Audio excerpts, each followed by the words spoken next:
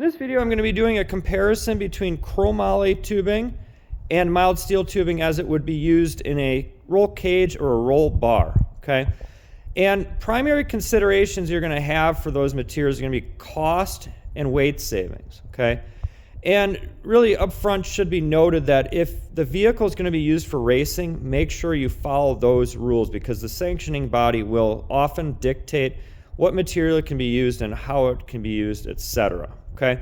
But in this case, I'm going to be using this for a street car. I'm going to be making a roll bar, and I'm going to be using 0.083 wall chromoly tubing.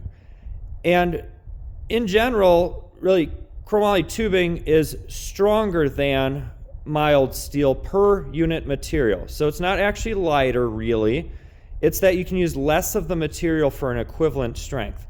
And in general, I would think of the 0.083 wall chromoly as being roughly similar in strength to the 120 wall, 0.120 wall mild steel tubing, okay? And when you do the calculations, as I have, it comes out to be roughly a 30% weight savings for chromoly versus mild steel. For this particular project with the roll bar, I'm going to be using about 35 feet of material, which would weigh in mild steel at 75 pounds. In chromoly, it's more like 50 pounds. So it's a decent weight savings. However, one con of that is chromoly is quite a bit more expensive.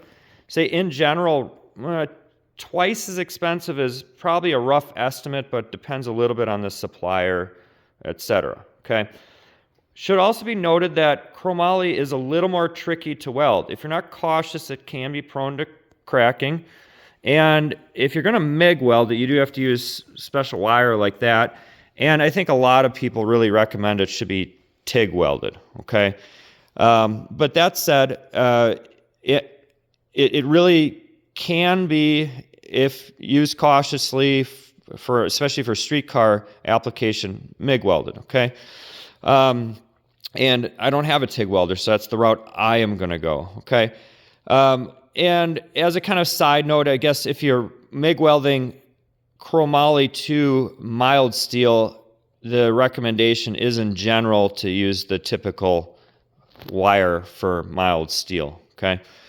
Now, there's other pros and cons, but in my mind, those are the highlights of them. And really appreciate if you have additional advice or experiences and you have other thoughts, please share those. My perspective comes from that of a hobbyist.